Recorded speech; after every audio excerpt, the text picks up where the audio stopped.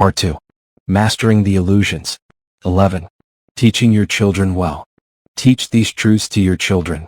Teach your children that they need nothing exterior to themselves to be happy. No person, place, or thing, and that true happiness is found within. Teach them that they are sufficient unto themselves. Teach them this and you will have taught them grandly. Teach your children that failure is a fiction, that every trying is a success, and that every effort is what achieves the victory, with the first no less honorable than the last. Teach them this and you will have taught them grandly. Teach your children that they are deeply connected to all of life, that they are one with all people, and that they are never separate from God.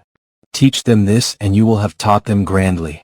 Teach your children that they live in a world of magnificent abundance, that there is enough for everyone, and that it is in sharing the most, not in gathering the most, that the most is received. Teach them this and you will have taught them grandly. Teach your children that there is nothing that they are required to be or to do to be eligible for a life of dignity and fulfillment, that they need not compete with anyone for anything, and that God's blessings are meant for everyone.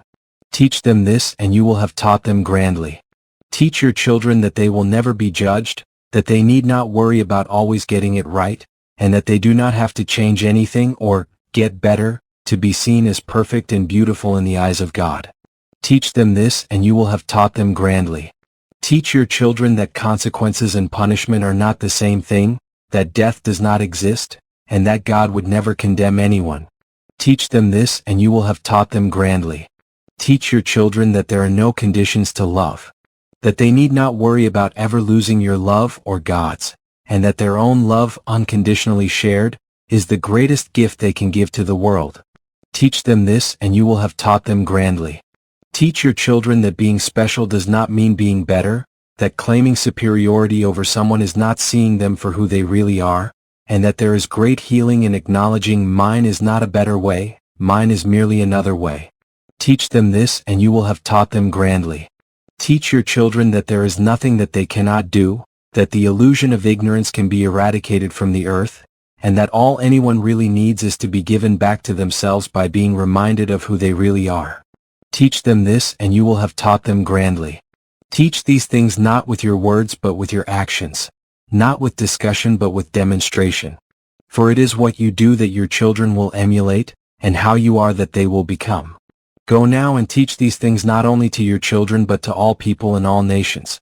For all people are your children, and all nations are your home when you set out on the journey to mastery. This is the journey on which you embarked many centuries and many lifetimes ago. It is the journey for which you have long prepared and that has brought you here to this time and place. This is the journey that calls you more urgently now than ever before, on which you feel yourself proceeding with ever-increasing speed. This is the inevitable outcome of the yearning of your soul. It is the speaking of your heart in the language of your body. It is the expression of divinity within you. And it calls to you now as it has never called before, because you are hearing it now as it was never heard before. It is time to share with the world a glorious vision. It is the vision of all minds that have ever truly searched, of all hearts that have ever truly loved, of all souls that have ever truly felt the oneness of life. Once you have felt this, you can never be satisfied with anything less. Once you have experienced it, you will want nothing but to share it with all those whose lives you touch. For this is the reality, and it stands in spectacular contrast to the illusion. You will be able to experience the reality and to know it because of the illusion. Yet you are not the illusion, and the you that you experience within the illusion is not who you really are. You cannot remember who you really are as long as you imagine the illusion to be real. You must understand that the illusion is an illusion, that you created it for purposes very real, but that the illusion itself is not real. This is what you have come here to remember, with more clarity than you have ever remembered it before. The transformation of your world will depend on your remembering. The meaning of the word education is not to put in, but to draw out. All true education is the drawing out from the student of what is already there. The master knows that it is already there and has no need, therefore, to place it there. The master simply endeavors to cause the student to notice that it is there. Teaching is never about helping others to learn but about helping them to remember. All learning is remembering. All teaching is reminding. All lessons are memories recaptured. It is impossible to teach something new, for there is nothing new to teach. Everything that ever was, is now, and ever shall be, is right now. The soul has access to all of this information. Indeed, the soul is all of this. In formation. The soul is the body of God in formation. I am in a constant process of formation. That process has been called evolution, and it is a process that never ends. If you think of God as a process or a being that is finished, you have not correctly remembered what is so. Here is a great secret. God is never finished with anything, including you. God is never finished with you. That is because you are what God is. And since God is not finished with God, God cannot possibly be finished with you. Now here is the divine dichotomy. I have said that everything that ever was, is now, and ever shall be, is right now. I have also said that the process of evolution is never ending, and thus never over. How can both be true? The answer has to do with the nature of time as you understand it. In truth, there is no such thing as time.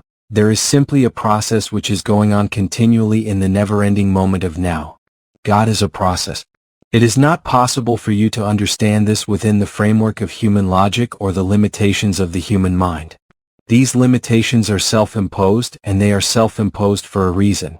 It goes back to the reason for the entire illusion, which has been explained to you many times now, and will be explained one more time before this present communication comes to an end. For now, simply know that God is never done Godding. The process by which I experience myself is ongoing, never-ending, and instant. The particular aspect of me that is manifesting as human life on earth is even now being transformed. You are, in these present days and times, choosing to play a conscious role in this transformation. Your choice to play that role is demonstrated by the simple act of picking up this book.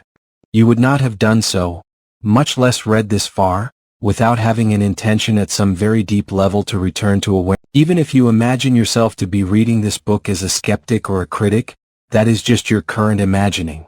Your underlying purpose in having come to this communication is to bring about a grand remembering. This remembering is what is occurring now all over your world, throughout your human society. It has begun in earnest, and you can see evidence of it all around you.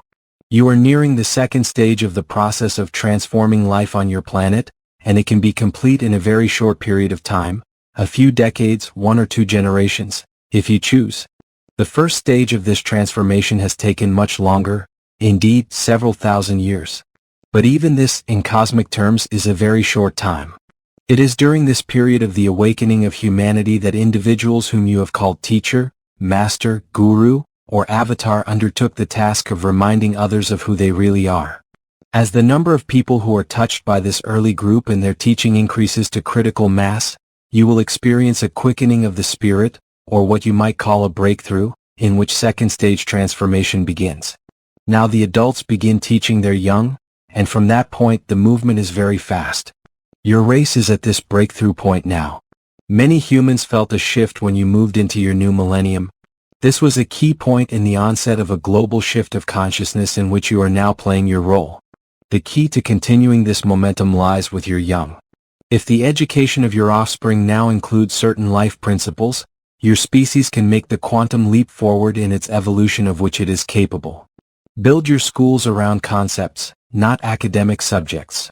Core concepts such as awareness, honesty, responsibility, subtopics such as transparency, sharing, freedom, full self-expression, joyous sexual celebration, human bonding, and diversity in oneness. Teach your children these things and you will have taught them grandly. Above all, teach them of the illusion and how, and why, to live with it and not within it.